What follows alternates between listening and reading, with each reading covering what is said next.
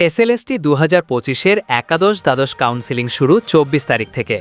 কিন্তু vacancy list এখনও upload হয়নি কেন? সিএমএল ধরে কিভাবে হবে কাউন্সেলিং? নবম দশমের ভেরিফিকেশন কবে? ভোটের আগে না পরে? আর সবচেয়ে বড় প্রশ্ন, প্যানেল কি বদলে যেতে পারে? আজকের ভিডিওতে আমরা পুরো বিষয়টা বিশ্লেষণ করব। নোটিফিকেশন থেকে শুরু করে কোর্ট কেস, প্যানেলের ভবিষ্যৎ আর ফ্রেশারদের সুযোগ কোথায় তৈরি হচ্ছে। ভিডিওটা অবশ্যই শেষ পর্যন্ত দেখবে, কারণ সেই অংশে রয়েছে সবচেয়ে গুরুত্বপূর্ণ আপডেট। দেখো, এসএলএসটি ২০২৫-এর একাদশ-দ্বাদশের কাউন্সেলিংয়ের নোটিফিকেশন হয়ে গেছে, আশা করি সবাই দেখে নিয়েছ। এবং এই কাউন্সেলিং ২৪ তারিখ থেকে শুরু হবে, এসএসসি নোটিফিকেশন দিয়ে জানিয়ে দিয়েছে।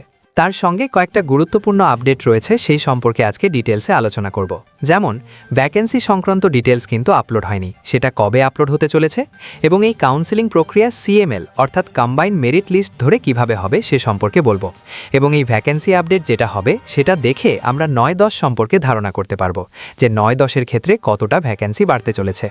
৯-১০-এর প্রক্রিয়াটা কবে শুরু হবে এবং ভোটের আগে কতদূর পর্যন্ত গড়িয়ে গিয়ে থামবে, বাকি প্রক্রিয়াটা ভোটের পরে হবে, কেন সেই প্রক্রিয়াটা হতে যাচ্ছে ভোটের পরে সে সম্পর্কে আলোচনা করব। তার সাথে প্যানেল পরিবর্তন হওয়ার একটা বড় সম্ভাবনা রয়েছে। একাদশ-দ্বাদশের যে প্যানেল কাউন্সেলিং হতে যাচ্ছে সেটা বা নবম-দশমের ইন্টারভিউ লিস্ট যেটা তৈরি হয়েছে, এই দুটো প্যানেলই কিন্তু পরিবর্তন হওয়ার প্রবল সম্ভাবনা রয়েছে। কেন সে সম্পর্কে বলবো। এবং এই এসএলএসটি সংক্রান্ত যত মামলা চলছে হাইকোর্ট, সুপ্রিম কোর্টে, তার গতি প্রকৃতি কেমন চলছে, এই প্যানেলের ভবিষ্যৎ কি হতে চলেছে সে সম্পর্কেও বলবো। তাই ভিডিওটা অবশ্যই শেষ পর্যন্ত দেখো। প্রথমেই আসি, নোটিফিকেশনে সবাই অন্তত দেখে নিয়েছো যে একাদশ-দ্বাদশের কাউন্সেলিং ২৪ তারিখ থেকে শুরু হচ্ছে এবং ভ্যাকেন্সি ডিটেলস আপলোড হয়নি। সেটা আপলোড হবে খুব সম্ভবত ২০ তারিখ। অর্থাৎ ২০ তারিখের মধ্যে কিন্তু সিএমএল অর্থাৎ কম্বাইন মেরিট লিস্টও আপলোড হয়ে যাবে। সেই কম্বাইন মেরিট লিস্ট অনুযায়ী কিন্তু কাউন্সেলিং হবে। অর্থাৎ সেখানে যে যাই ক্যাটাগরির হোক না কেন, যে যার র্যাঙ্ক করেছে, যে যার স্কোর করেছে, সেই স্কোর অনুযায়ী সাবজেক্ট ওয়াইজ কিন্তু লিস্ট হবে এবং কাউন্সেলিংয়ে সেই কম্বাইন মেরিট লিস্ট ধরেই ডাকা হবে। অর্থাৎ যে সর্বোচ্চ নাম্বার পেয়েছে কোনো একটি সাবজেক্টে তাকে প্রথম, তারপর যে নাম্বার তাকে দ্বিতীয়, সে ক্যাটাগরি যাই হোক না কেন। কাউন্সেলিং জানিয়েছিল ৭ দিন আগে জানিয়ে দেওয়া হবে, যাতে সবাই যাতায়াতের ব্যবস্থা করে নিতে পারে। তাই ১৭ তারিখ জানিয়ে দিল ২৪ তারিখ থেকে কাউন্সেলিং হবে এবং বাকি সমস্ত ডিটেলস ২০ তারিখ থেকে আপলোড করে দেবে। ২০ তারিখে কিন্তু ইন্টিমেশন লেটারটাও আপলোড করতে হবে এবং সেই ইন্টিমেশন লেটারটা অবশ্যই সঙ্গে নিয়ে যেতে হবে, না হলে কাউন্সেলিংয়ে অংশগ্রহণ করতে পারবে না। এটা ভালো করে খেয়াল রাখবে এবং এক কপি প্রিন্ট আউট করে ঘরে রেখে দেবে। এটা হচ্ছে ফার্স্ট ফেজ কাউন্সেলিং প্রক্রিয়া। ফার্স্ট ফেজের পার্ট 1। পার্ট 1-এ ৬টা সাবজেক্ট রয়েছে, যেটা ২৪ তারিখ হবে। এরপর ফেজ 1-এর পার্ট 2, পার্ট 3 এরকম হবে। তারপর হবে সেকেন্ড ফেজ কাউন্সেলিং। তাহলে নবম-দশম কবে শুরু হবে? দেখো, ২৪ তারিখ থেকে যদি শুরু হয় কাউন্সেলিং প্রক্রিয়া, এটা প্রায় মার্চ মাসের দ্বিতীয় সপ্তাহ বা ১৫ থেকে ২০ তারিখ পর্যন্ত চলবে বলে আশা করা যেতে পারে। এবং এই কাউন্সেলিং প্রক্রিয়া শেষ না হওয়া পর্যন্ত নবম-দশমের ভেরিফিকেশন শুরুই হবে না। অর্থাৎ ২০ মার্চের পর নবম-দশমের ভেরিফিকেশন শুরু হবে এবং এই ভেরিফিকেশন একটু লম্বা প্রসেস চলবে, কারণ ক্যান্ডিডেট সংখ্যা অনেক বেশি। তাই প্রায় এপ্রিলের মাঝামাঝি বা এপ্রিল মাসটাই চলবে নবম-দশমের ভেরিফিকেশন প্রক্রিয়া। এর মধ্যে ভোট ডিক্লেয়ার হয়ে যাবে। তার ফলে এপ্রিল থেকে সমস্ত অফিসাররা বা আমরাও সবাই কিন্তু ইলেকশন কমিশনের আন্ডারে চলে যাব।